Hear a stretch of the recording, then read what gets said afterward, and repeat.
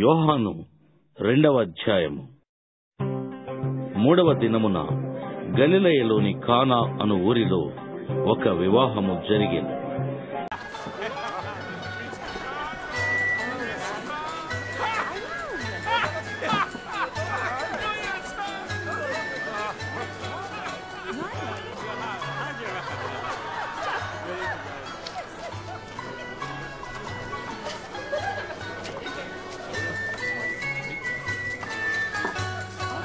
యేసు తల్లి అక్కడ ఉండెను. యేసును ఆయన శిష్యులను ఆ వివాహమునకు పిలువబడిరి.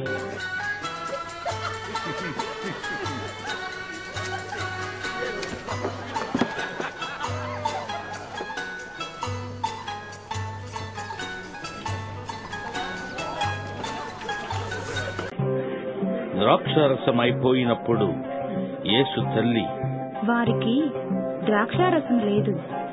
అమ్మా, నాతో నీకేమి పని? నా సమయం ఇంకను రాలేదు అనెను.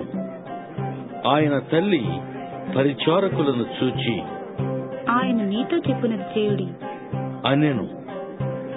యూదుల శుద్ధీకరణాచార ప్రకారము 2-3 తూములు పట్టు 6 రాతి పానలు అక్కడ ఉంచబడి ఉండెను. యేసు, ఆ బాణలు నీళ్లతో నింపుడి అని వారితో చెప్పగా వారు వాటిని అంచుల మట్టుకు నింపిరి.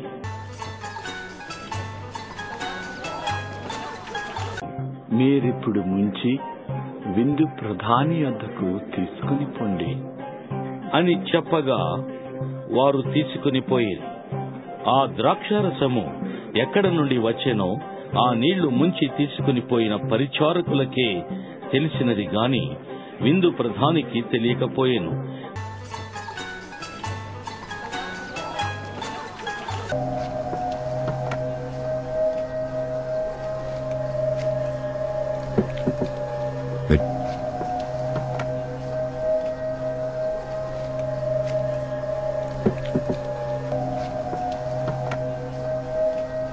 గనుక ద్రాక్షారసమైన ఆ నీళ్లు రుచి చూచినప్పుడు ఆ విందు ప్రధాని పెండ్లి కుమారుని పిలిచి, ప్రతి వాడును మొదట మంచి ద్రాక్షారసమును పోసి జనులు మత్తుగా ఉన్నప్పుడు జబ్బు రసము పోయింది.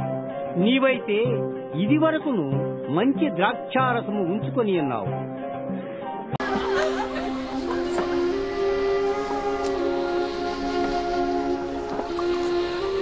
గలిలయలోని కానాలో యేసు ఈ మొదటి సూచక క్రియను చేసి తన మహిమను బయలుపరచెను. అందువలన ఆయన శిష్యులు ఆయన యందు విశ్వాసముంచిరి.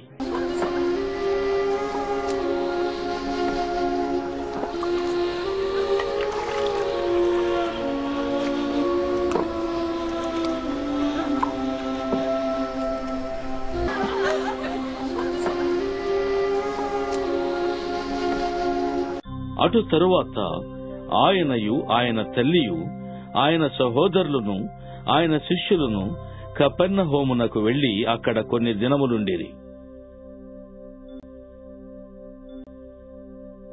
యూదుల పస్కా పండుగ సమీపింపగా యేసు యెరూషలేమునకు వెళ్లి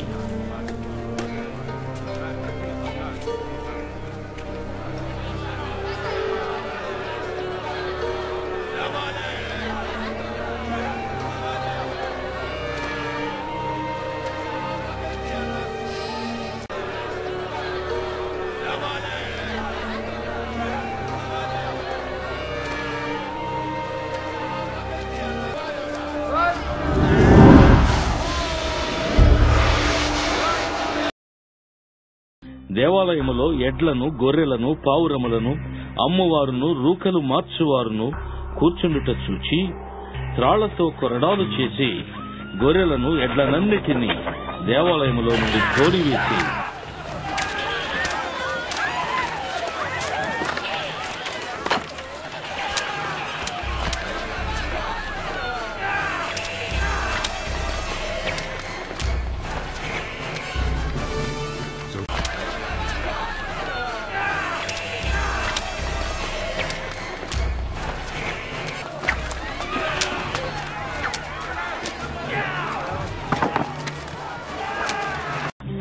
రూకలు మార్చు వారి రూకలు చల్లివేసి వారి బల్లలు పడద్రోసి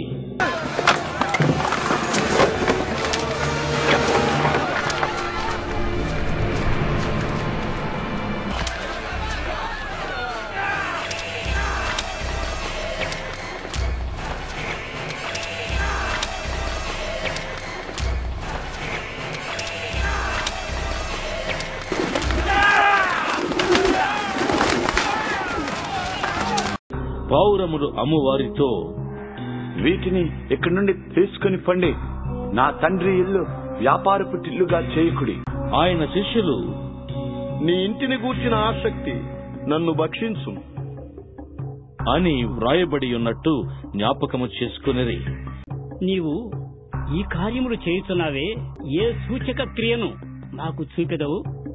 ఈ దేవాలయమును పడగొట్టుడి, 3 దినములలో దాన్ని లేపుదును. ఈ దేవాలయమును 46 సంవత్సరములు కట్టిరే, నీవు 3 దినములలో దాన్ని లేపుదువా అనిరి. అయితే ఆయన తన శరీరమును దేవాలయమును గూర్చి ఈ మాట చెప్పాను. ఆయన మృతులలో నుండి లేచిన తరువాత ఆయన ఈ మాట చెప్పెనని ఆయన శిష్యులు జ్ఞాపకము చేసుకుని లేఖనమును యేసు చెప్పిన మాటను నమ్మిరి. ఆయన పస్కా పండుగ సమయమున యెరూషలేములో ఉండగా ఆ పండుగలో అనేకులు ఆయన చేసిన సూచక క్రియలను చూచి ఆయన నామమందు విశ్వాసముంచిరి. అయితే యేసు అందరినీ ఎరిగినవాడు గనుక ఆయన తన్ను వారి వశము చేసుకొనలేదు. ఆయన మనుష్యుని ఆంతర్యమును ఎరిగినవాడు గనుక ఎవడునూ మనుష్యుని గూర్చి ఆయనకు సాక్ష్యమియ్యనక్కరలేదు.